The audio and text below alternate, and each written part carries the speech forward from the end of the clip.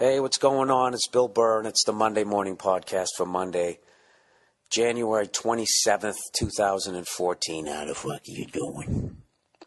I'm out here in Hawaii the day after the Pro Bowl. I brought all my I brought my mixer, I brought my cords, I brought everything that I needed except for a goddamn microphone, so I kind of got to do it this bootleg way. Because my flight isn't until later. And, oh, look who just walked in. Sorry. The lovely Nia. Sorry. I thought you were going to take a walk down the beach to end your little trip. I forgot something. Sorry. All right. All right. Well, hey, you know, don't let us stop you. All right. Enjoy yourself. All righty. See that? She walks down the goddamn beach, and I'm sitting here slaving away. Did you hear a goddamn thank you? No, just kidding. We had a great time out here. But, yeah, our flight isn't until later on, so I got to do it now, so I don't have a fucking microphone, so I apologize. Anyways, I am out here in Hawaii. I had a great time. Did a show Friday night, and at this theater, I don't even remember what the fucking thing, the Honolulu Center or something like that. It was really fucking cool, man. There was like the Chinese New Year was going on right next door, right down the street, and it was fucking crazy. It was just sort of this artsy, cool, and shady part of town, and it was night, and they were lighting off those fireworks, and I didn't know what it was at first, and I'm like peeking around the corners, so I'm walking down the street going, what the fuck is that? And because they were lighting off like those giant cakes of firecrackers. There's a couple of, Chinese dudes are walking around with the dragon outfit on, right? Was that offensive? I don't give a fuck. It's basically what I saw.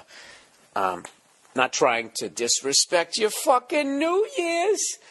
And, I grew up watching, like, Platoon.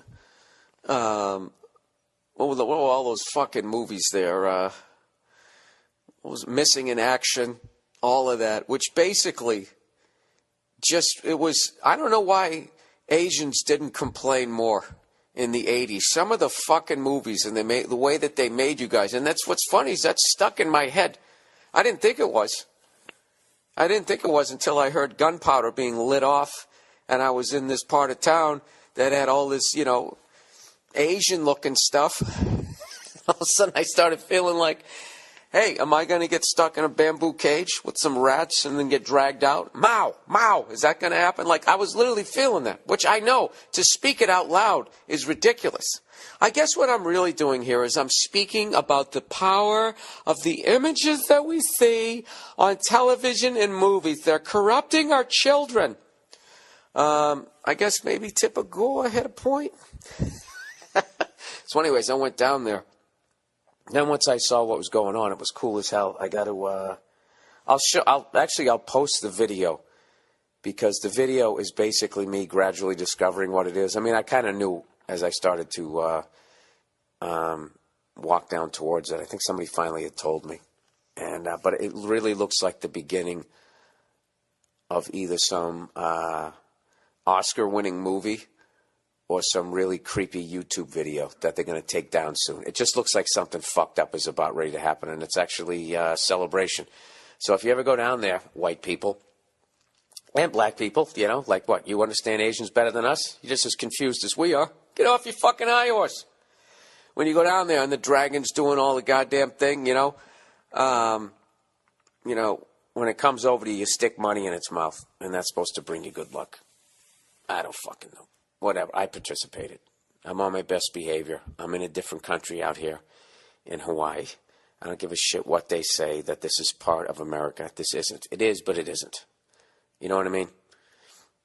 This is clearly some shit that we took over, where I will argue with the Native Americans till the day I die about whether or not we stole the country. Because I got to tell you, I look around and I see all non-Native Americans in the continental United States, and everybody looks pretty comfortable. They look like they fit in, like they should be there. All right? So, I swear to God, if one more Apache comes up to me and starts talking about how we stole the country, it's just like, well, then why do I look so normal up against this oak tree? Okay? Now, you take those same white people and you stick them out here in Hawaii, and we just look like we're on vacation. And people, oh, no, I live here. No, you don't. No, you don't. Something happened. Something happened, and somebody lost an arm because they couldn't find the shiny shit, and now you have a home where that person used to have a fucking hut or some sort of fucking thing that was made out of the ground, and it was all natural, right? And the rivers were nice and clean, and then we fucking showed up. I tell you, it was a great moment yesterday of the awfulness of the direction that we've headed in. It's actually, I don't fucking know. I'm sitting in the upper deck of the Pro Bowl because I have connections like that. And that stadium used to be, it used to be one of those multi-faceted stadiums, whatever, multi-purpose stadiums where you played football and baseball there. And you could, shift around the stands and stuff like that and all this fucking crazy stuff. So, of course, it rains out here. There's all kind of salt water in the air, right? So eventually everything rusts up and the thing can't fucking move anymore. So basically they weld it permanently in the football position. And basically on each corner of the stadium, where there should be a corner, you can actually look through and see out. It's fucking hilarious. You could see all the way from the field to the outside parking lot to the houses in the hills, all the way up to the mountains where it was all green. And you just started at the top and looked all the way down to the stadium, or went the other way, and you saw the progress of us ruining this fucking paradise out here. But having said that, I actually went to the most exciting Pro Bowl in recent memory yesterday. In case you missed it, in case you weren't one of the 40 people who actually watched the fucking thing, this year what they did to try to add a little bit of excitement, to try to get the competitive juices flowing so people would actually fucking play the game as opposed to playing patty cake, and falling down on the ground when anybody was near you, which I totally understand why the players do it. I mean, this game does not mean shit, and they're basically, well, do I want to keep making $5 to $10 million a year, or do I want to risk that trying to score a touchdown in this fucking game that doesn't matter? What they did was they had two team captains. They had Jerry Rice and Deion Sanders, and both of them, they actually had a draft, and they picked the players and all that type of shit, and it basically came down to the end. And there was a minute, 44 or 48 left. Most of the crowd had left. Team Rice was down by 7. And I'm not going to say I was drunk. I was feeling pretty good. And I commentated the last minute 44. We got it all edited together in a video on the podcast page. You got to watch it. I'm not going to say what happens in case you missed the final outcome. Maybe you can get excited watching the video. I think I did a pretty good job for being a little bit drunk.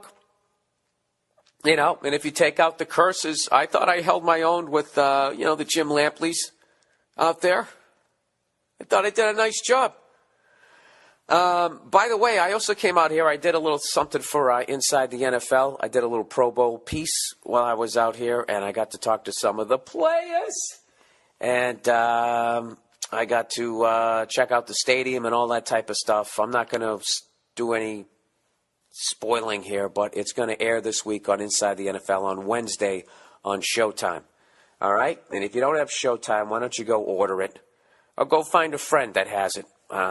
It was an unbelievable week. It was fucking nuts. I don't know how to explain it. Put it this way. At one point, I was actually up in the broadcast booth before the game, and I got to interview Chris Collinsworth and Al Michaels, and they were just the greatest, funniest guys and all that type of stuff, and it just was, it was fucking awesome. Of course, I talked to Al Michaels about hockey. Why wouldn't I? And he had the exact opposite views I had on a lot of this stuff, which was crushing me. I wanted him to be like, yes, and he was just like, no. I feel A, B, and C. He's like, nah, D, E, and F. And I'm like, fuck, I'm an idiot. But it was awesome. And the game was great. And I actually saw this fan. I don't know if he's a hero or an absolute disgrace. It all depends on how you view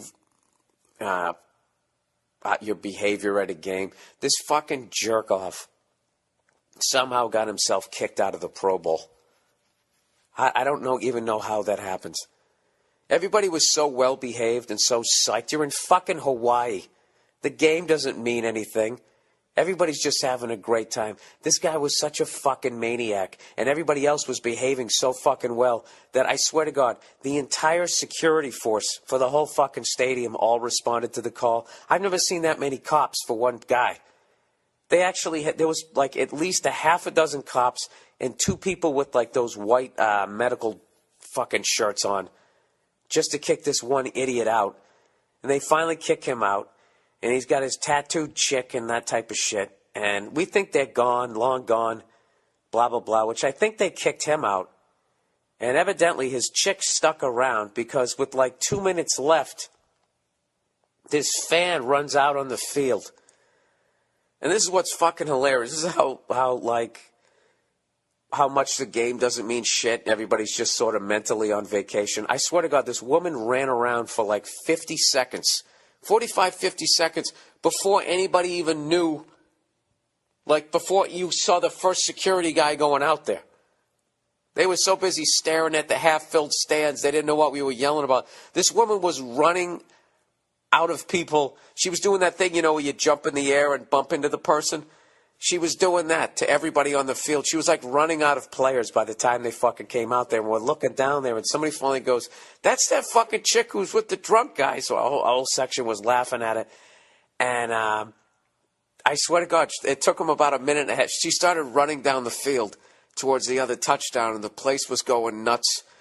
It was a great time. I highly, highly recommend coming out here to the Pro Bowl. It's a great, great, great fan experience, especially if the games are going to be like the way they are now, with them picking players and stuff. So they actually, I'm not going to lie to you, they weren't playing the whole time, but there were, moments where they would, Dion, I guess, was talking to the camera. I didn't see that part, but was like going, "That's not going to be like this," and he'd amp them up, and they'd play for a couple, for the rest of the fucking quarter or something like that. But in the end of it, who gives a fuck? You're in Hawaii. So, anyways, sorry for the fucking meandering there. What am I up to here? 12 minutes. 12 minutes. I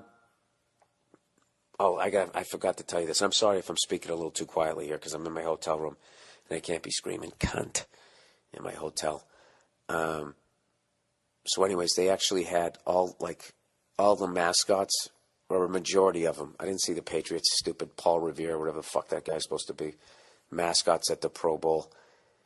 So I wasn't really paying attention, but at one point, all the fucking mascots are in the end zone, and they have like a little card with a letter on both sides, which I think, they all line up, and it says, "Welcome to the Pro Bowl," and then they turn it over, "Hey, please support the troops," whatever the fuck it's spelled out. So it was one of those deals. They spelled something, then they flipped it over, and it spelled something else. And then they were done. The camera shot was done, and then they just all sort of started to separate. And 3 mascots randomly got together, and for 5 seconds were standing in the end zone spelling out Jew. It was one of the funniest fucking things I ever saw. And what's killed me was how many people missed it because they were down on the right-hand side and the ball was down on the left. It was like a TV timeout or something, so they were spelling out some fucking thing for the fans. And they went back the other way, and I had interviewed a couple of the fucking mascots, so I was kind of just watching their little shtick. And me and the people we were with saw it, and oh my God, fucking dying laughing. If I had a picture of that, that would have been the funniest shit ever. That's where those Nazis have been hiding all these years. Everybody's been looking for them down in South America and fucking Brazil. They've been hiding in plain sight, dressing up as huggable fucking Baltimore Ravens. I forget, I don't want to rat anybody else, but the Raven guy was part of it. I think he was holding up the W. Oh my God, can you think of anything less anti-Semitic than a fucking mascot? It's just supposed to be this lovable thing, doing the worm and the fucking moonwalk, getting people going, right? Sticking your fucking head in its mouth. Then all of a sudden, out of nowhere, you just see this ugly side of this thing. So, it was so fucking, it's just like, why? If you just took it seriously, like, why would a mascot hate Jewish people? And I love that there was no point. It just said Jew.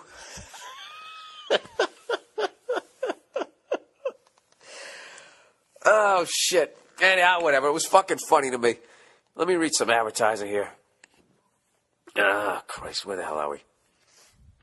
All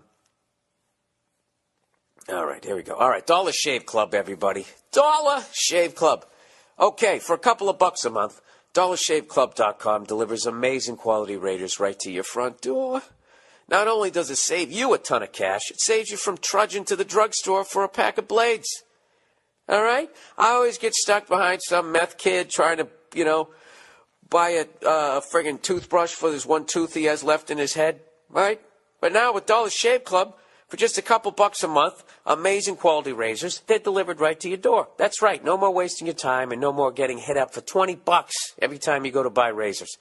Everybody here, meaning me, is getting their Dollar Shave Club blades. And you know what? You should too. Come on. If I jumped off a bridge, you'd do it too, wouldn't you? We'll get your damn blades.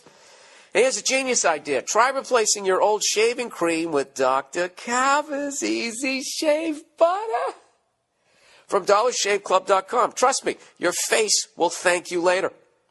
If it could speak and could think independently. Don't waste time at the drugstore. Behind the lady paying in pennies, go to DollarShaveClub.com/Burr or go to BillBurr.com and click on the Dollar Shave Club banner. Keep your stress level low and your bank account balance high. Shave time, shave money. Go to DollarShaveClub.com/Burr. There you go. Look at that. That was a nice, even fucking pah. I didn't go into the water. I didn't go into the fucking sand, nothing. All right, let's try this next one. Why do I fucking feel like I have a cold, but I don't? All right, Nature's Box. Oh, Jesus Christ. Nature's Box. I swear to God, this is what it's called. We're talking about our twat over there. Nature's Box. Gotta be a professional. Nature's Box, everyone. Curbing your appetite doesn't get any easier just because you went on a diet. When 3 p.m. hunger pangs hit, you can tough it out and get cranky and lightheaded. Or you can hit the vending machine and pack on the pounds. But now there's a third option. Snack smarter in 2014 with Nature's Box. Go down on this box of goodies. This is a joke. This can't be true. Sign up to Nature's Box for great tasting, healthy snacks sent right to your door. Oh, Nature Box. It's not Nature's Box. Okay, now I get it. Sign up to Nature Box, for great tasting, healthy snacks sent right to your door. Well, why don't you leave it at the end of the driveway so we burn a few more calories? And I'm not talking about rabbit food. Think French toast granola, salted caramel pretzel pops, and dark cocoa almonds, and more, designed to leave you full and healthy. Check it out now at naturebox.com. You'll find 0 trans fats, 0 high fructose corn syrup, and nothing artificial. And Nature's Box ships for free, just like Nature does. Right now, try your first order of Nature Box at 50% off by going to naturebox.com/Burr. That's naturebox.com/Burr. Stop the vending machine madness. Snack smarter in 2014. Get a handle on your health and your hunger. Go to naturebox.com/Burr. Now, what do they have there? Salted caramel pretzel pops. I'm going to lose weight. Dark cocoa almonds. French toast granola. So let's see the scam here. There's no trans fats. There's no high fructose corn syrup.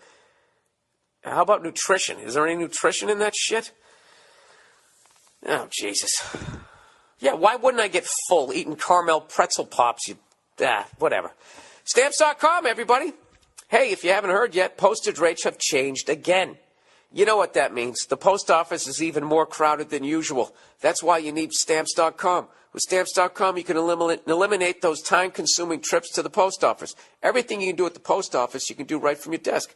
Buy and print official U.S. postage for any letter or package using your own computer or printer. And Stamps.com always updates the postage rates for you automatically, so you don't even have to think, baby. So you'll always get the exact postage you need the instant you need it. You'll never have to go to the post office again unless you're dating someone over there. I've been using Stamps.com for the last couple of years. It's so convenient, so easy. Even a moron like me can do it. Right now, use my last name, Burr, B-U-R-R, for the special offer, no risk trial, plus a $110 bonus offer. That includes a digital scale and up to $55 free postage. Don't wait. Go to Stamps.com before you do anything else. Let the baby cry. Get on this. Click on the microphone at the top of the page, the home page, and type in Burr, B-U-R-R. That's Stamps.com. Enter Burr. Well, I don't know about you guys, but I think I just crushed those reads. The Nature Box people are probably upset with me. But, I don't give a shit. I hate when they do that stuff. Oh, Nature Box. Like, this is really healthy, There's no trans fats. That's like you're fucking, drinking yourself to death. And you're going, there's no heroin. There's no heroin in this shit. This will probably be the last week for that read. Unless, I don't fucking, what are you going to do? Okay. Let's get back to the podcast. Oh, this week I finally announced, after 3 people on the internet were clamoring, going, when are you going to announce your Canadian tour? We actually had the pre-sale on Wednesday of last week, and it officially went on sale on Friday. And I have to take time to thank the entire, I almost said continent, the entire country of Canada for the unbelievable response. Oh, Canada, you bought a bunch of tickets, so we added shows. For old red-faced twinkle toes, I'm gonna bring my jokes and a shiny shirt. I'll do my act for you. Hey, you know what kills me? Is if you saw some of the fucking godforsaken places that I'm going on this Canadian tour, all right?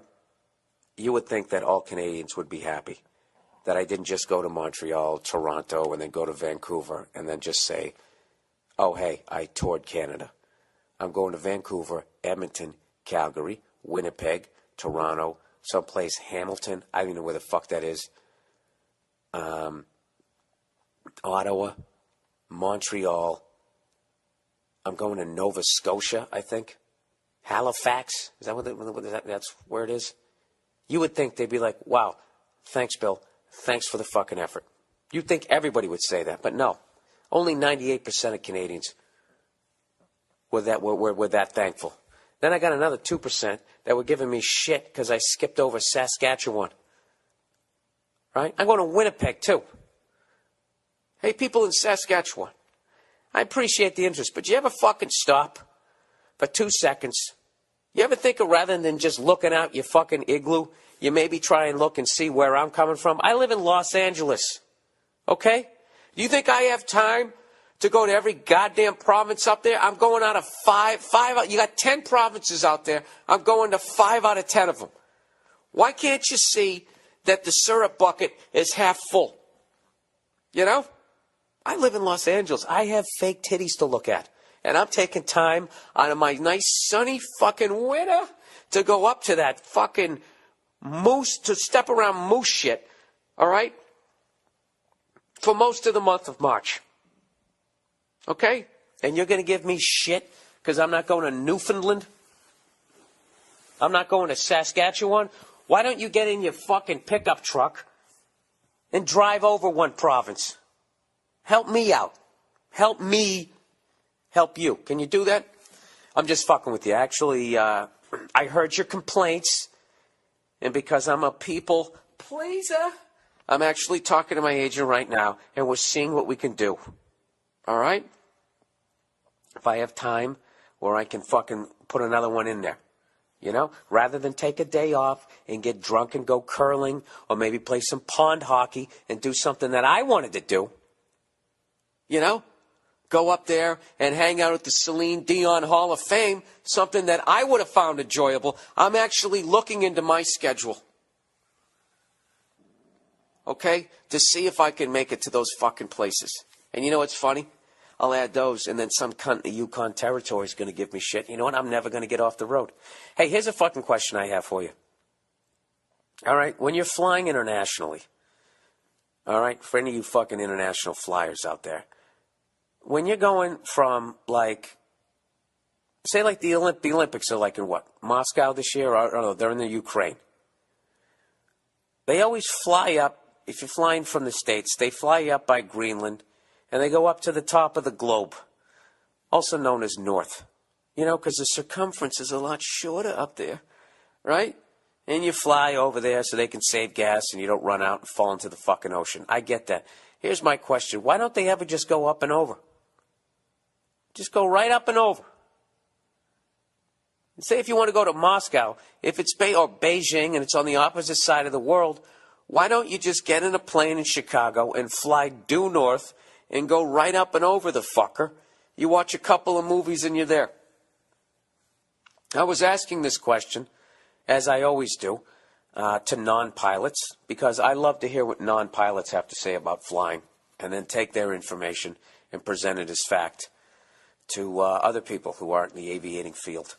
What does it have to do with the magnetic pull of the planet? Does it fuck with your little fucking rotisseries there on the fucking dashboard? And all of a sudden you don't know where the ground is and where the sky is? You know? What exactly is the problem, United Airlines? Why can't you just fly up and over? Or down and under? For all my friends down there in Argentina. In Australia. Why can't they do that? Where the fuck would you go then? Hey, when you fly, you know, when you fly over Antarctica, is there a point where you're just upside down?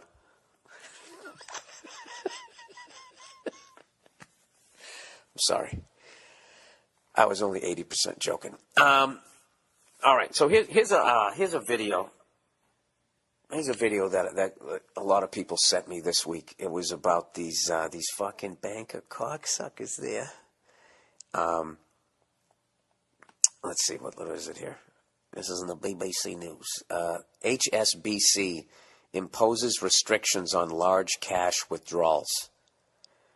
All right, and so at HSBC, some customers have been prevented from withdrawing large amounts of cash because they could not provide evidence of why they wanted it, the BBC has learnt. Isn't it learned? Has learnt? Anyways, listeners have told Radio 4's Money Box, not to be confused with Nature's Box, they were stopped from withdrawing amounts ranging from £5,000 to £10,000. HSBC admitted it has not informed customers of the change in policy which was implemented in November. The bank says it has now changed its guidance to staff.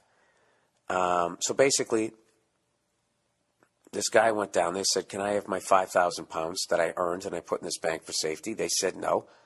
He said, can I have £4,000? They said no. And then I wrote one out, I guess one withdrawal slip for £3,000, and they said, okay, we'll give you that. Blah, blah, blah, blah, blah, blah, blah. So they got a bunch of bad press, and now allegedly they're changing it. So a bunch of people said, you know, what the fuck's with these banker cunts? You know, it's our money, yada, yada, yada, and all that shit. I got news for you. It's not your money. All right? It's their money. They print it. It's theirs. Okay? And your job is to take the money that they give you for working your ass off all week, and your job is to then take that money and give it back to them, or get your ass into debt with it. Think about it. You work all fucking week. Do you even hold money in your fucking hand anymore? They give it to you on this fucking piece of paper. All right? I know a lot of people are rolling their eyes right now, okay, but I got a point at the end of this shit. Okay? You take it down to these fuckers, and you just give it to them. Now, this is the thing. The reason why they didn't give that person the £10,000, do you know why they didn't give it to him? It's because they don't have it. I'm not saying that they don't physically have £10,000 in the bank. Yes, they do. But they don't have £10,000 available to give to just some random jackass who goes, oh, by the way, I want to take £10,000 out right fucking now. They don't have it.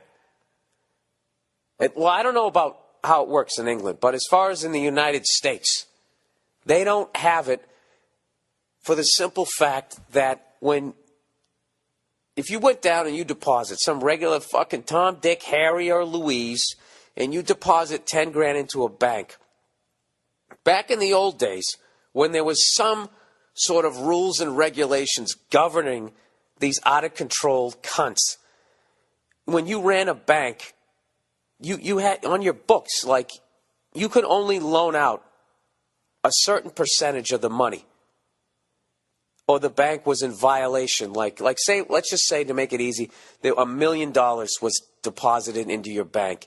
You could only, during that time, you could only loan out, I don't know what the percentage was, but it was like 300 grand of it, 400 grand. I forget what the percentage was, but you couldn't go past a certain tipping point, because God forbid, if there was a run on money and everybody started withdrawing, the bank would fail. Now, any bank, if everybody shows up and tries to take the money out, is going to fail, because, you know, they loan out a certain percentage of it. All right? But throughout the years, they kept pushing that percentage up more and more and more and more, to the point that they got up to, not only can they loan out 100% of the deposits from the hard work and the people that deposit the money in there, they can actually then create another $2 million off that million, something like that.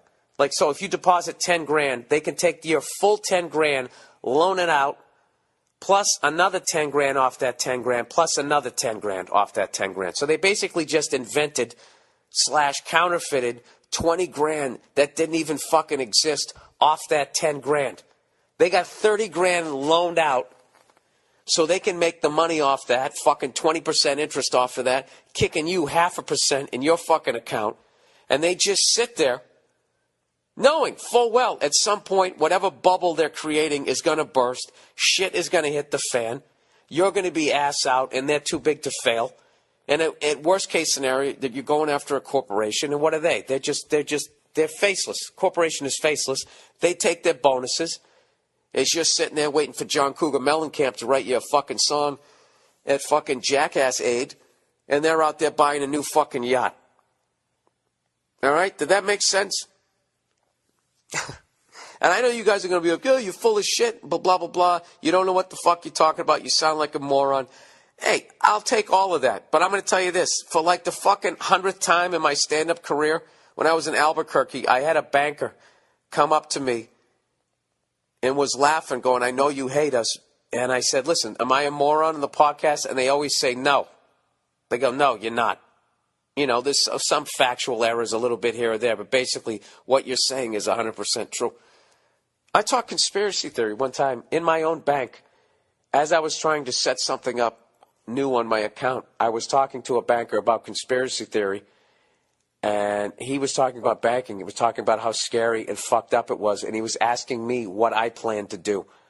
What do you think about gold and silver coins? What do you think about growing zucchini? And I was the most he was whispering and shit. I'm telling you. And I have no solution. So what I'm really being right now is a fucking fearmonger. But this is the great thing about banking is that, you know, I would say a good 95% of people walking around with a fucking goddamn Tootsie Pop in their mouth, pulling their fucking Hawaiian shorts out of their ass crack, believe in it. All right? And as long as they continue to believe in it, you can kind of exist in the game, drafting behind their uninformed, I don't know what the fucking word is. I'm too stupid to do this. But you just basically, like, I don't know. I am of the belief that if you can get a fucking house, buy one that you can afford, and then pay that fucker down as soon as you can, and all of that shit that people say where they go, oh, it's not an investment because you got to... Dude, fuck that. Pay off your fucking house. And then if the bank fails, you still have a house. Who gives a fuck if you paid $700 grand for it, now it's only worth $100 grand? You still have a house. As much as that sucks, at least you still have it. Like the fucking stock market, right? You work your whole goddamn life, you stick it in that, stick it in this, over there, and you think you're being conservative. The thing shits the bed. And in the end, you can be left with nothing. So I am into tangible shit. Can you tell I screamed? Whenever I do a podcast the day after I went to a game or I did a lot of shows. I sound like I'm going through puberty again. I apologize. But I believe in investing in tangible shit. And don't let your wife or your husband be like, oh, we got kids. We got to save up for their college education. You know what? Fuck their college education. All right? Take out a loan. Take out a fucking loan. You're paying interest on your house now. The amount of money that you're going to save knocking down your principal will pay for most, if not all, of their college education. All right? Unless they just go to some unbelievably expensive school and you're, I don't know, living in some little house on the prairie, Michael Landon, smoking a pipe. So there you go. So that's why. That's why when they go down there. Because they're not going to give 10 grand or 10 pounds to the average jackass walking in there, because that starts fucking with their game, which is pretending that all the money is there and that it's safe and that there's nothing to worry about and nothing to see here. So what they do is they pull this shit and they bully people individually over in the corner behind that bulletproof glass. And they're like, no, you have to get a note and blah, blah, blah, blah, blah. And most people, like, they have a parent-child relationship their entire life. They come out as a child. Their parents tell them what to do, what they can and can't do, when they can eat, when they have to go to bed, and they go off into the world. You know, you go to school. We're going to lunch now. If you have a question, raise your hand. And you stay in that mentality. So to the point you have a fucking adult who earned the money will go into a bank. You know, God bless this person who actually fucking was like, no, this is my money, and complained and brought this out to light. But do you think this is the only person they did that to? The money's not there, man. Yeah, like if you had like 200-300 grand in an account and you decide that you just want to fucking take it out, like if you physically want the money. If you want to transfer it, like fucking numbers, hit enter, they'll fucking do that all day. Oh yeah, no worries. But if you actually wanted the paper, like, you can't just walk in there and be like, yes, I'd like my 300 grand. And they'd be like, oh, okay. And come out with big sacks of money. You got to call them days, if not a week in advance. And then what they got to do is frantically call around and find an armored car with enough of this paper that isn't worth shit, other than the fact that the guy with the underwear in his ass still believes in it. They got to drive that there so they can physically keep the lie going. All right? There you go. So that's the end of my fucking barroom banking 101. All right? And, you know, I don't give a fuck about your opinions either, because I'm not enlightened as a human being. If you don't agree with what I said, then, you know, just laugh at me and continue on with your fucking day, because you're actually helping me out, as long as you keep fucking believing in it. But I think the wave hitting the beach is coming soon, because, you know, at least in this country. I mean, the government shut down for 3 fucking days. And I know it made for great stand-up material, but that is absolutely fucking terrifying. Every year when August comes around and we hit the debt ceiling and we just keep raising it, and we just keep pushing more of shit under the bed, like eventually it's not all, I don't know, that's probably the wrong analogy. I don't know what the fuck we're doing, but eventually the shit is going to hit the fan. So I'm not saying I'm going to survive it, whatever the fuck happens, but I do have a game plan. My game plan is to pay off my house as quickly as I can. So when the first wave of people are being brought to the, I don't know what euphemism they're going to be using for detention camps, I figured it'll be like, well, you can't pay off your house for repossessing the house, so now we're going to move you to alternative, relaxing living, whatever the fuck they're going to call it. At least I won't be in that first wave of people.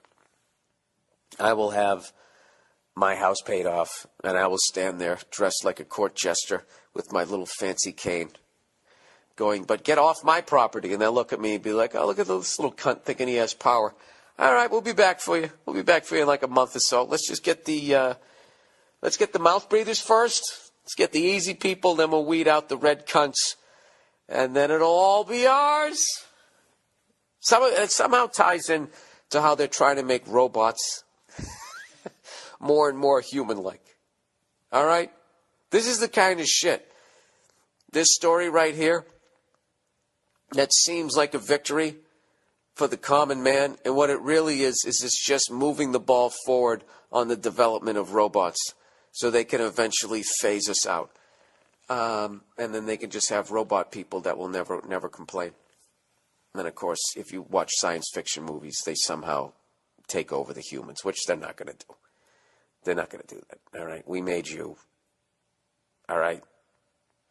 We'll unplug you. We won't fix you. I'll dump some water on you.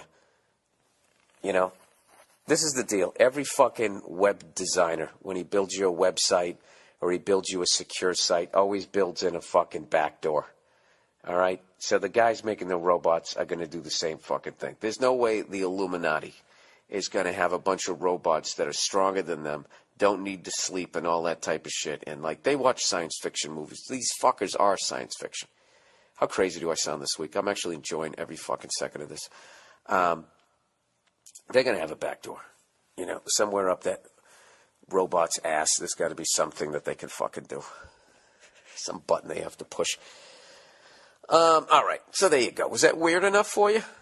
Huh? I'm sorry. What do you want from me? You know, I'm a fucking weird guy. How about some more? Let me bring it back to earth with a fucking commercial. All right, LegalZoom, everyone. You know, some things like starting your own business or protecting your family with a will aren't like your other New Year's resolutions. You can't afford to blow them off. Instead of less snacking and more exercise, put those things that I just said at the top of your list. I still think that that's written incorrectly. That's why I tried to improv my way through that. LegalZoom helps you incorporate what they're really trying to say. Instead of watching your waistline and exercising, which are great things, you might want to consider having a will.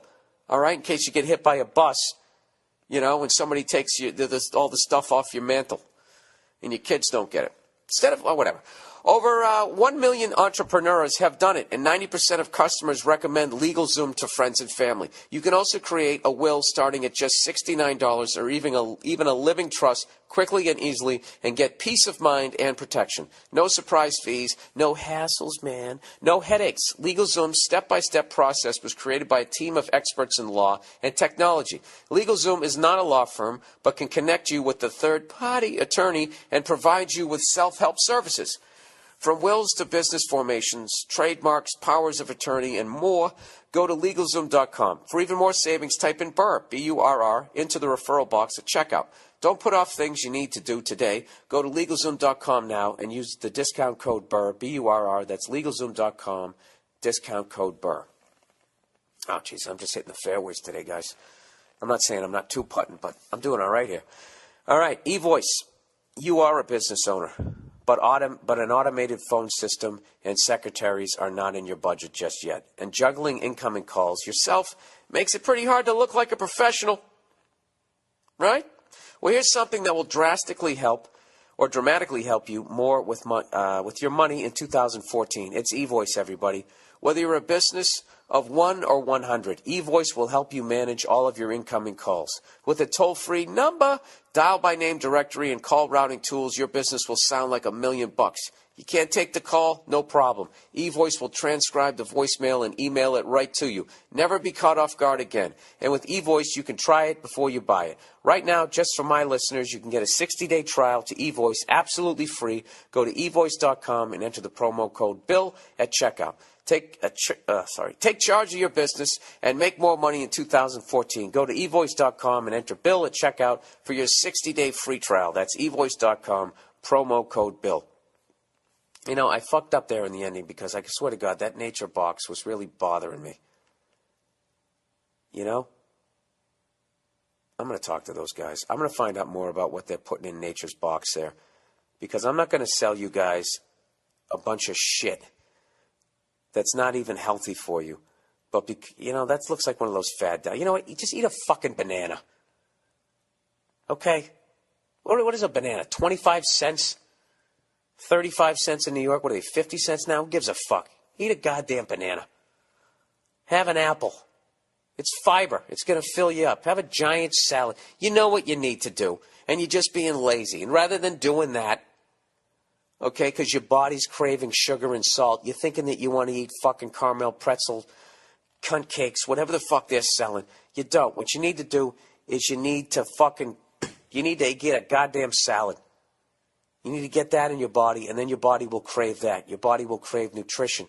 And it's the greatest fucking thing ever. And if you actually read up on nutrition, which I have only kind of done, and it's helped me immensely, but if you guys, there's no way you're going to be dumber than I am. If you actually read up on nutrition, you don't even if you go for walks, you don't need to go to the gym.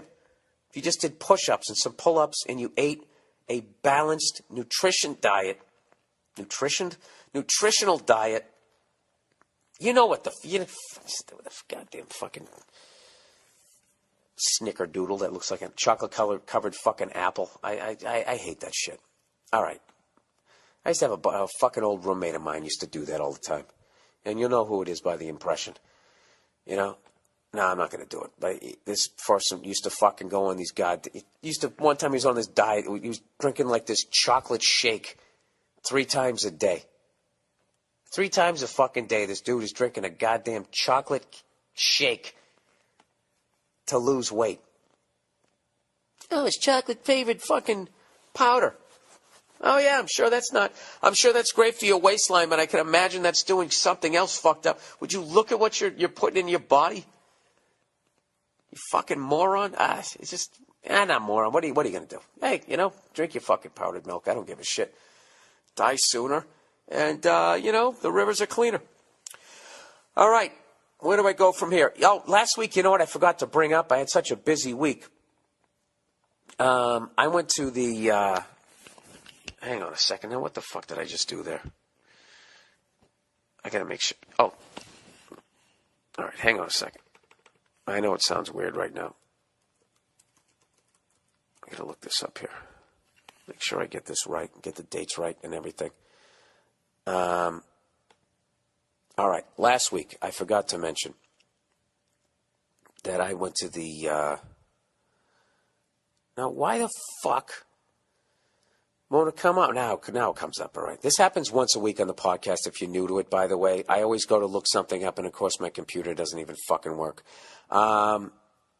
Anyways, I went to the Common Thread clinic tour, which is a drum clinic for all you drummers out there. If you just want to watch 3 absolute fucking beasts on the drums with 3 totally different styles.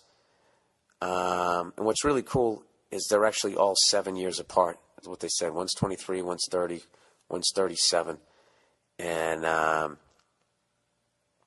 it was just an absolutely incredible tour that I ended up going to because I was following Mike Johnston, who I've talked about here, Mike'sLessons.com. And he's on tour with Matt Halpern and J.P. Bouvet. I hope I said that right. I flunked French for so many goddamn years. Absolutely amazing, amazing drummers.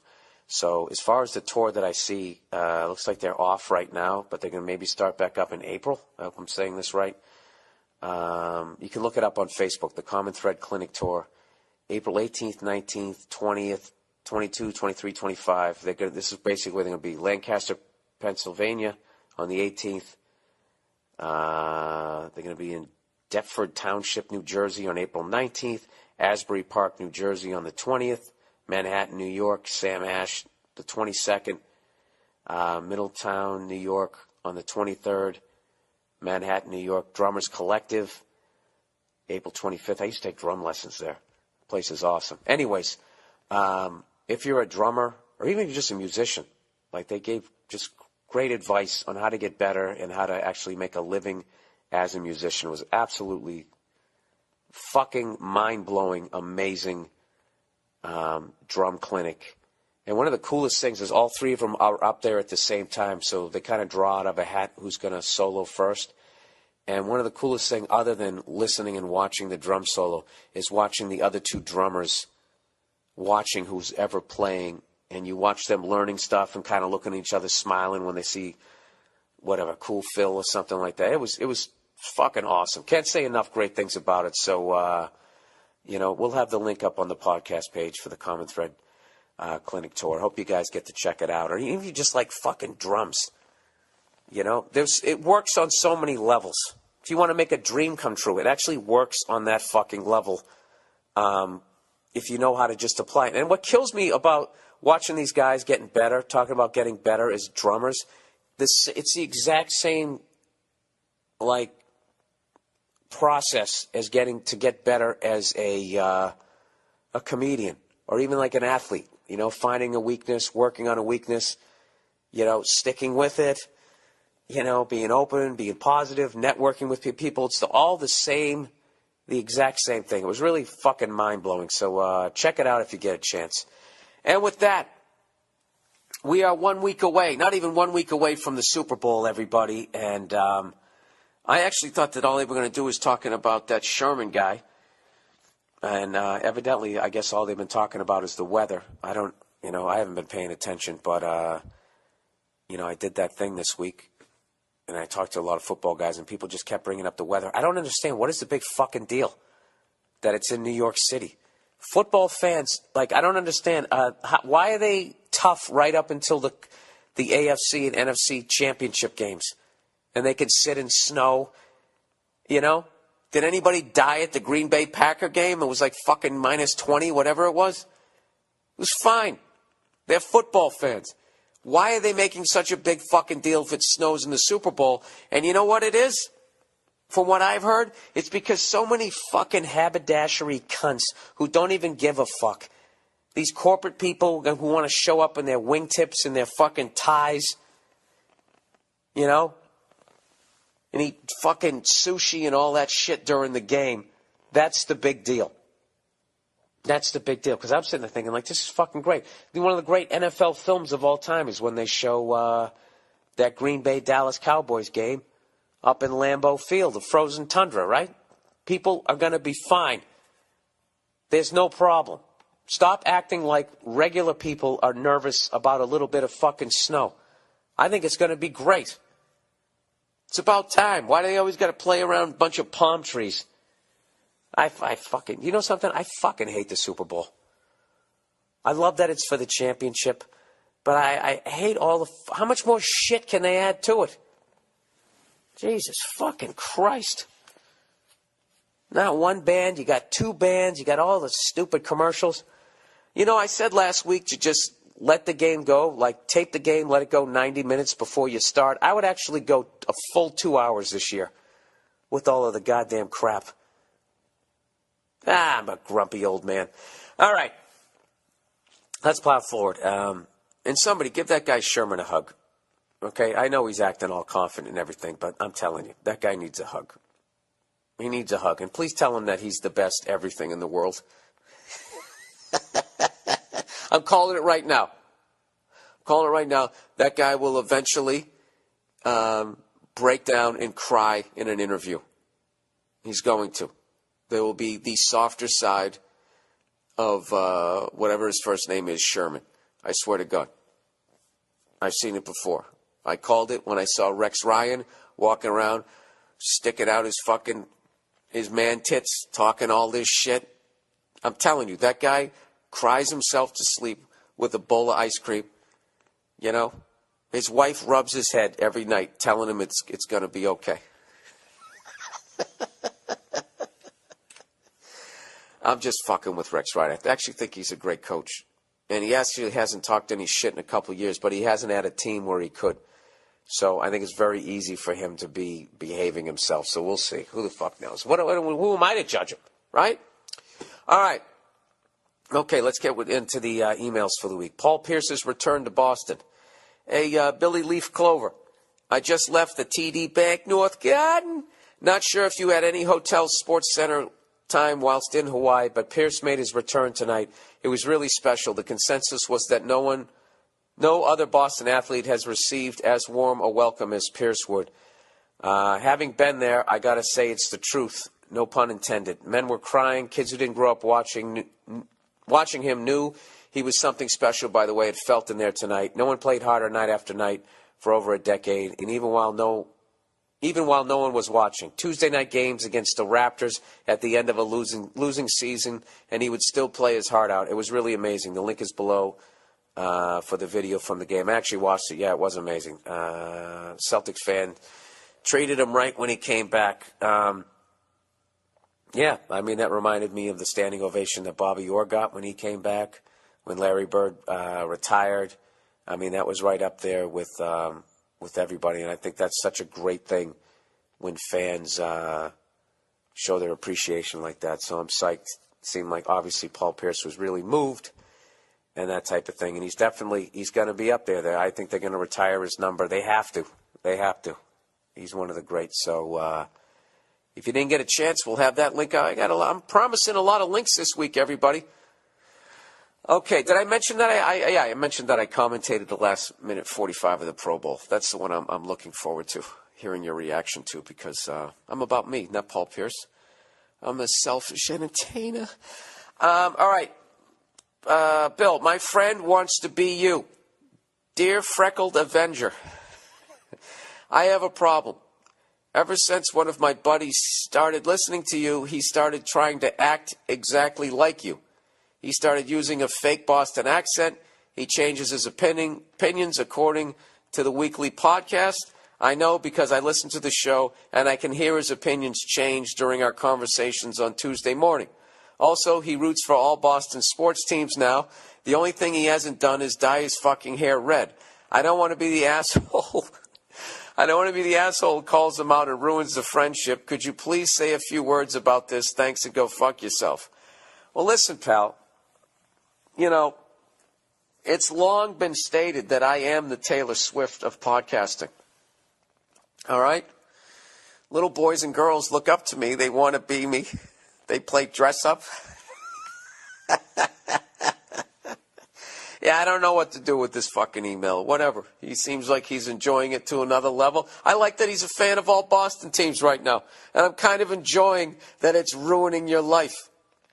I actually wish I didn't read this. I wonder if he's listening right now and can actually tell that his own friend wrote this. This is fucking weird.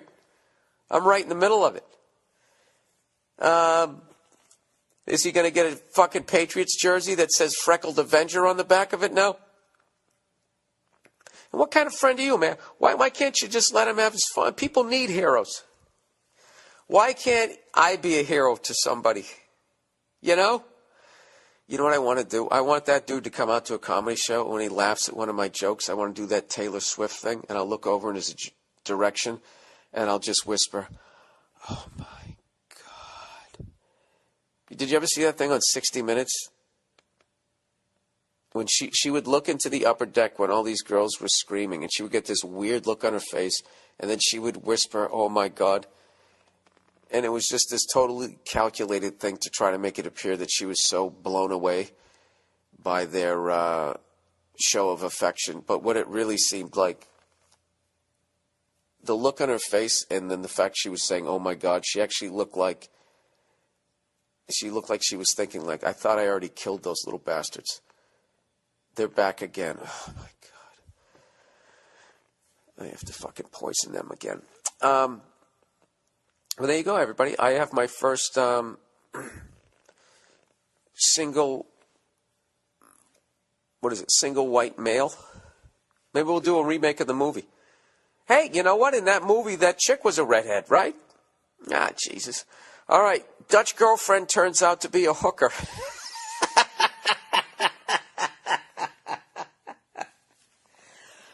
Oh, man. I feel bad for you, but I don't feel bad for you. Provided you didn't get an STD and you didn't knock her up. Oh, Jesus. All right. Let's put on some latex and wade into this one, everybody. Dear Bill, I live in the Netherlands. I've been casually seeing this girl for a few months. Her family is rich. She's a pro fashion model and looks like Bridget Bardot. I've heard that name, but I can't picture the face. But with a name like that, right? She's got to be all stuck up, huh? With her fucking perfect jeans. Anyways, yesterday she told me that for the past few months she's been working as a whore. How fucked up am I that I actually find that sexy on some level? High class on account of her looks and profession. 2,000 euros for 3 hours, 10,000 euros for 24 hours. Oh, my God. Oh, my God. Some guy slobbering all over you for 10,000 hours. How quickly did you have to break up with this girl?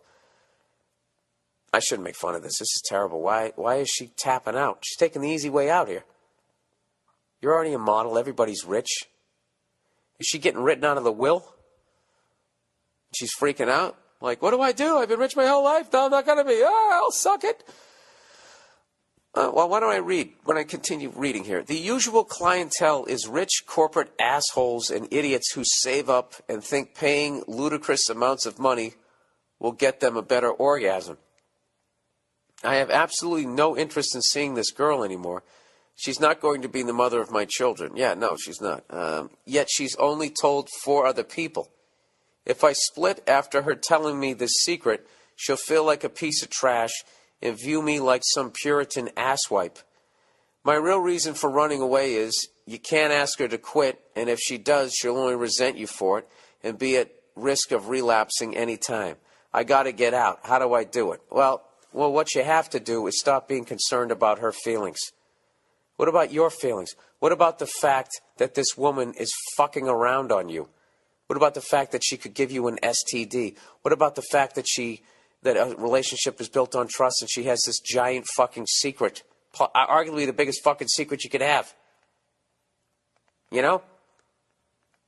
I'm not judging anybody in this fucking story. Because I've been you and I've been the whore. I'm just saying. If I'm the whore, I expect it to get fucking dumped. You know? There's plenty of man whores out there. You know? That's what happens.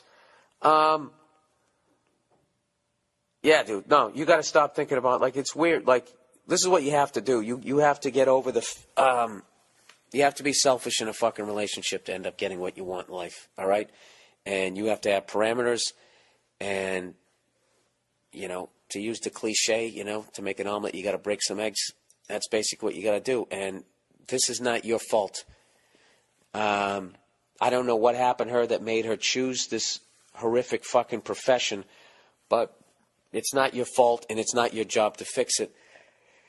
And you said it in your last 2 sentences. I got to get out. How do I do it? So I guess your second to last sentence, you said it. I got to get out. So you don't have to be mean about it. You just have to say, listen, that's just a unbelievable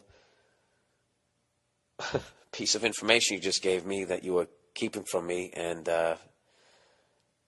Jesus Christ, you got to use the cliche, you know, relationships built on trust. You know, I'm not judging you. I wish you weren't. I mean, you know what? There's a part of her that might is probably. I don't even tell you this because you might run to this because it's easier. But like, you know, I don't know. This is what I would do. I would break up with her and then also try to get her help to get her out of it. That's what I would do. And by getting her help, I would give her information where she can go. She needs to handle this on her own because you have feelings for her and you know that this isn't the mother of your kids. And if you just keep hanging around with her, you're going to get sucked back into it again. And now you have to trust somebody who lied to you at that fucking level. And that is just a fucking train wreck waiting to happen. All right, dude? I would go get myself tested for everything under the fucking sun. And that's it. That's it. And if she cries, I mean, that's part of it. And she brought it on herself. It's not your fault. All right? And I'm not trying to be mean or whatever. I mean, I don't know what happened to her that made her do that type of shit, but that's not your fault. Okay? So why don't you go out there, find a great girl who isn't a whore on the side, and go live your dreams. All right? And you know what? You're going to dump her, and it's going to hurt for a little while. Even though you knew it was the right thing to do, it's still supposed to hurt because you're a human being. You just got to push through that. Go to the gym. Right? Have a couple of belts at the bar. But just stay in it. Stay in that pain. And you wait till that pain's gone, and then you fucking go out and try to find somebody else. In the meantime, you rub one out. All right. Okay. Ordain my wedding. Hey, Bill, I'm getting married in October. Yes, I'm getting in that line to lose half my shit. Well, hey, welcome to the club. So did I. Strange request, but would you ordain my wedding or at least be my best man? What does ordain mean? You want me to go, dude, we are gathered here today to join these two people in holy matrimony under the eyes of God, in front of the church, next to your fucking busted aspirator tube there. Yeah, what kind of a man invites another man to a fucking wedding? Don't ever do that to me again, okay? I'll look past it one time. Why the fuck would I want to go to a wedding? You know, actually, you know what? The reason why I didn't like to go to weddings in the past because it put pressure on my relationship. Now that we finally got married, there's no fucking pressure. We're going to we're going to a wedding coming up, and I'm fucking psyched. You know? I already did it. I don't have a fucking problem. We sitting there eating fucking hors d'oeuvres, dancing to the locomotion, whatever the fuck it is, just getting hammered. I'm going to have a great fucking time for the first time. You know what? I might do you. Where is your wedding? If I got a gig in the area, I might come over there. Tell me where it is. Who knows? Stranger things have happened. But then if I do yours, then I got to do everybody's. Right? Can I sell my DVDs at the end of your wedding? Try out a couple of bits. Anyways, MIT, Massachusetts Institute of Technology, creates toughest tongue twister ever. Dear Bill Literate. Oh, you fucking cunt. That's a great one. Thanks for the show. You are amazing. Look how this person is buttering me up to make a complete ass of me. We all love the podcast, and by far the best part is listening to you attempt to read spots and emails. Yeah, that's because you're not happy or confident in your own life, that you have to watch somebody else fail. That's what it is. What does that say about? That says more about you than it says about me, all right? You guys are my real friends. MIT recently created what they think is the toughest tongue twister ever. Give it a shot. This is what they're doing at MIT? I couldn't get accepted there? If you can say it 10 times fast, you get a prize. Oh, go fuck yourself. What am I, a goddamn dancing monkey? What is it? Pad kid?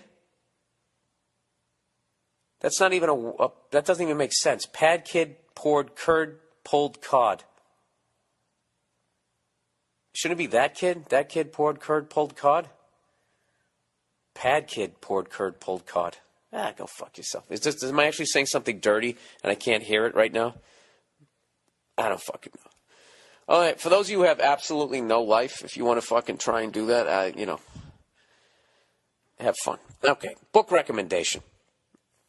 What are we up to here? Oh, hour and 7 minutes. Beautiful. Hey, Billy Burgundy Balls. Heard you mention that No Country for Old Men is one of your favorite movies. Mine too. If you're looking for any good books to read, I highly recommend anything by Cormac McCarthy. I hope I said that right. Cormac, C-A-R-M-A-C, one word. McCarthy, M-A, lowercase C-A-R-T-H-Y. Author of No Country, Cormac McCarthy. Oh, he wrote that. I actually want to read the book, No Country for Old Men. He said, I read said book after I saw the movie, and even though they did a great job with the movie, the book was still incredible. Everything I've read from him was top-notch. The Border trilogy probably being my favorite. If you hate easy-going, light-on-your-loafer stories with predictable happy endings, you'll dig his shit. Come to Indianapolis and go fuck yourself, sir. I came there last April. All right, you know what? I will check that out. I like it. I might, you know what I'm going to do? You know what I'm going to do, people? I'm going to go to my website, click on the podcast page, and then I'm going to click on the Amazon banner in the corner, which is going to take me to Amazon. Because when you go to Amazon through us here at BillBurr.com, it doesn't cost you any extra money. It costs you an extra click of your finger. And, whatever. You buy whatever you buy, and then they kick it back to me. They give me a little bit of a kickback. That's what they do. And then I take that money and I give it to a charity that isn't corrupt, hopefully. Like the last one I was giving to, which evidently people say is not exactly on the up and up. So now I got to switch it to something else. What kind of a fucking person does that? Starts a goddamn charity, gets you all fucking excited about it. You think you're making It's right up there with that pink lady, man. She's got her day in fucking something is coming. I'd like to think. I would like to think. Okay, so anyways, I guess that's the podcast for this week. Once again, everybody, check out the Common Thread Clinic Tour. And all these guys are monster drummers and really unbelievable educators in drums. And I'm telling you, they got websites. They got all kinds of stuff. They got stuff to get your bands going and just all kinds of information. It was phenomenal. Anyways, that is the podcast for this week. I'm trying to think, where am I going to be next? Next thing I'm doing is I'm doing a casino gig in Minnesota on February 7th. It's just outside of Minneapolis. I have all the dates and all the proper links up on my website, billburr.com. And once again, I know I was giving the people in Saskatchewan shit. I'm going to try to get out there. I'm absolutely blown away by the response to me finally touring Canada up there. And I'm going to be bringing the lumber. All right, so I'll see you guys in a couple of months. I got a nice run of dates going through Jersey, down into Maryland, and into Virginia, also in February. And we got the Patrice O'Neill, the second annual.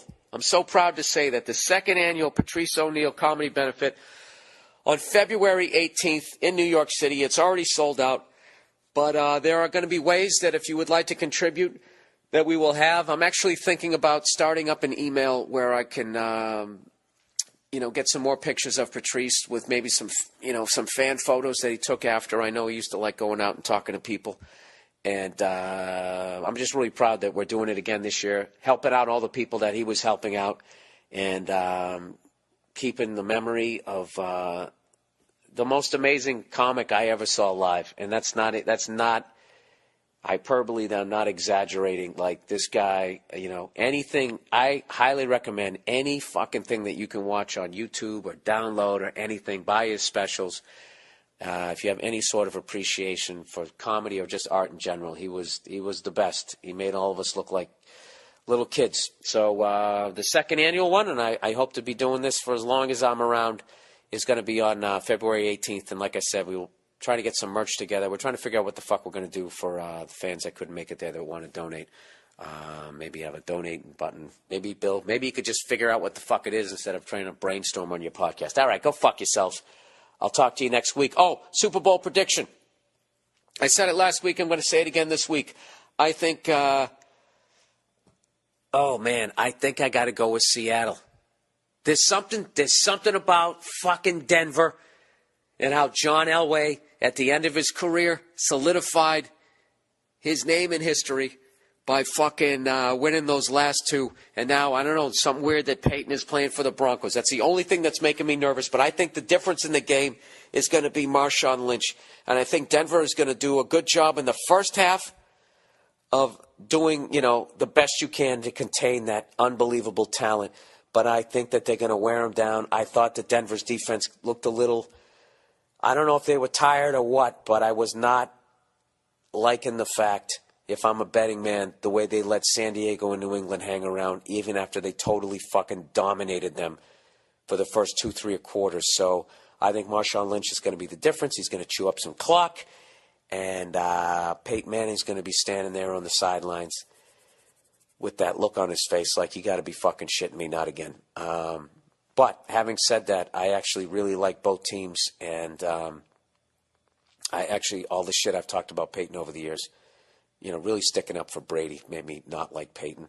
It's not like I know the guy. I actually would love to see him win another one.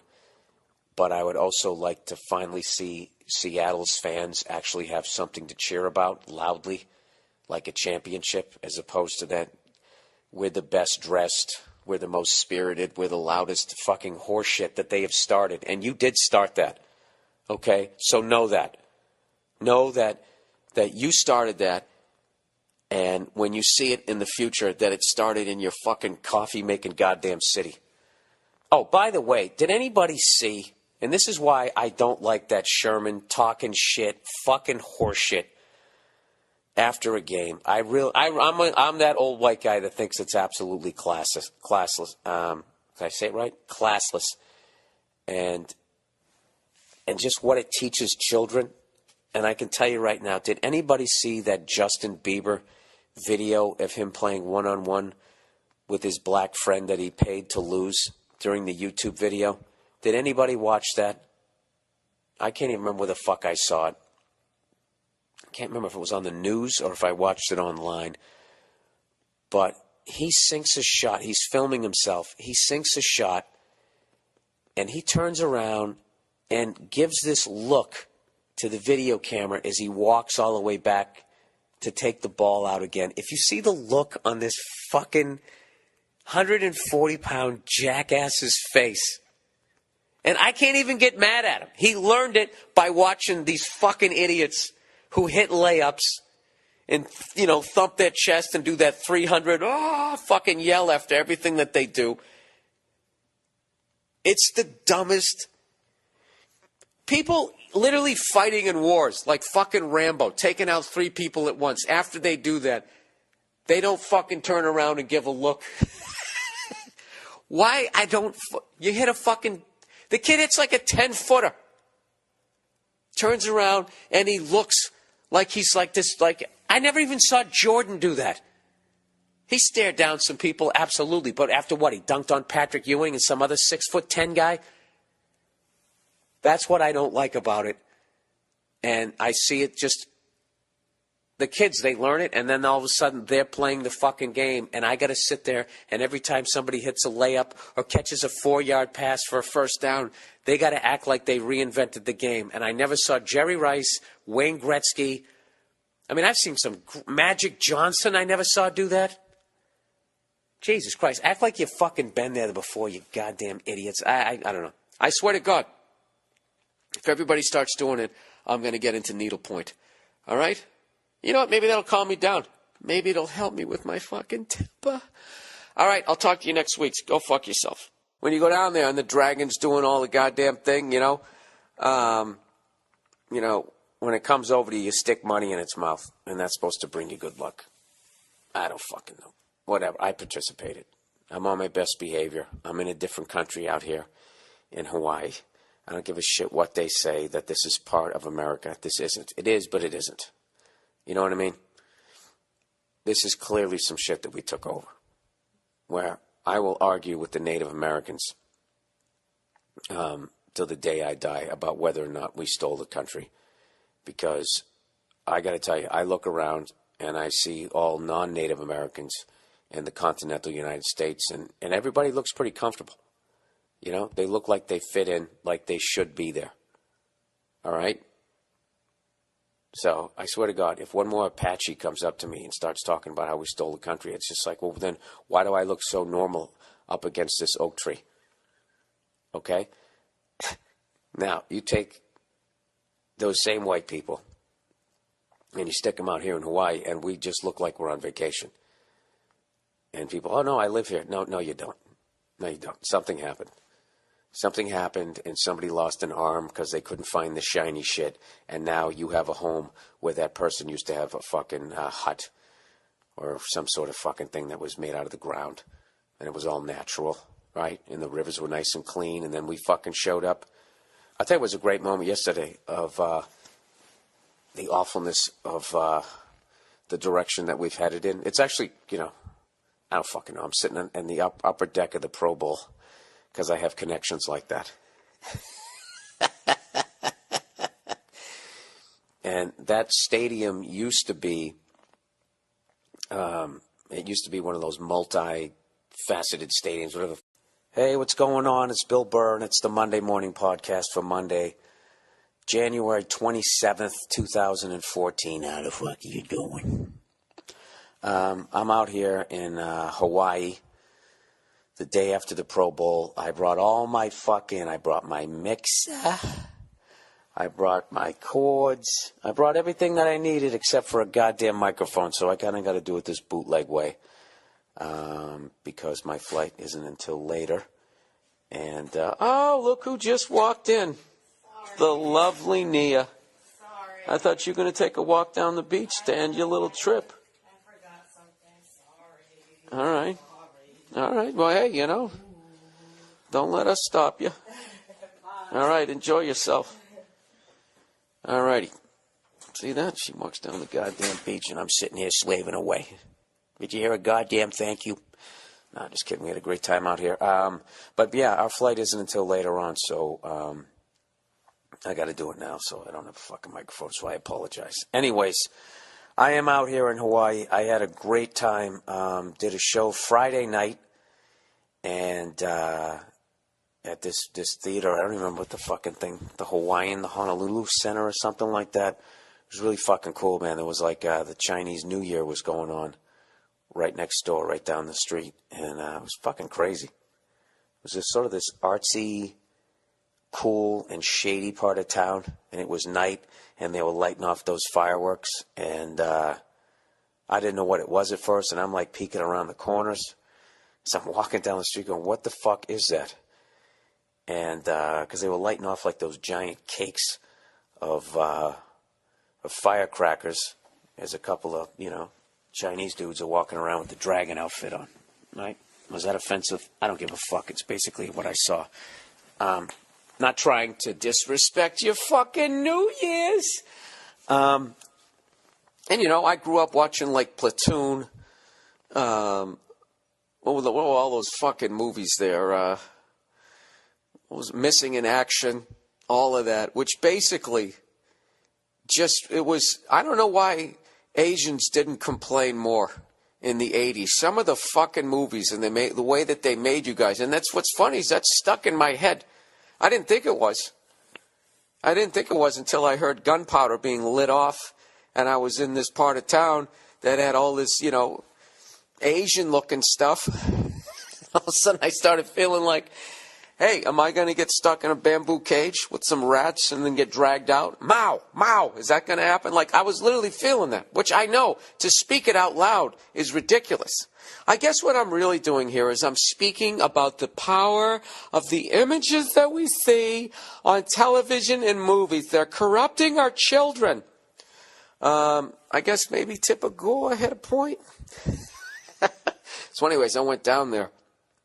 Then once I saw what was going on, it was cool as hell. I got to, I'll post the video because the video is basically me gradually discovering what it is. I mean, I kind of knew as I started to walk down towards it. I think somebody finally had told me. And but it really looks like the beginning of either some Oscar-winning movie or some really creepy YouTube video that they're going to take down soon. It just looks like something fucked up is about ready to happen, and it's actually a celebration. So if you ever go down there, white people and black people, like what, you understand Asians better than us? You're just as confused as we are. Get off your fucking high horse. Multi-purpose stadiums where you played football and baseball there, and you could, like, shift around the stands and stuff like that and all this fucking crazy stuff. So, of course, it rains out here. There's all kind of salt water in the air, right? So eventually everything rusts up and the thing can't fucking move anymore. So basically they weld it permanently in the football position. And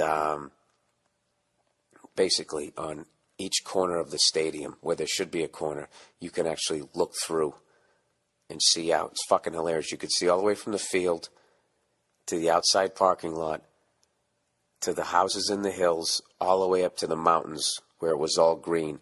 And you just started at the top and looked all the way down to the stadium, or went the other way, and you saw the progress of us ruining this fucking paradise out here. But having said that, I actually I'm going to argue, I went to the most exciting Pro Bowl in recent memory yesterday. In case you missed it. In case you weren't one of the 40 people who actually watched the fucking thing, this year what they did to try to add a little bit of excitement, to try to get the competitive juices flowing so people would actually fucking play the game as opposed to playing patty cake, and falling down on the ground when anybody was near you, which I totally understand why the players do it. I mean, this game does not mean shit, and they're basically, well, do I want to keep making $5 to $10 million a year? Or do I want to risk that trying to score a touchdown in this fucking game that doesn't matter? What they did was they had two team captains. They had Jerry Rice and Deion Sanders, and both of them, they actually had a draft, and they they picked the players and all that type of shit. And it basically came down to the end. And there was a minute, like 44 or 48 left.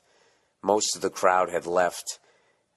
Team Rice was down by 7. And I'm not going to say I was drunk. I was feeling pretty good. And I commentated the last minute 44. We got it all edited together in a video on the podcast page. You got to watch it.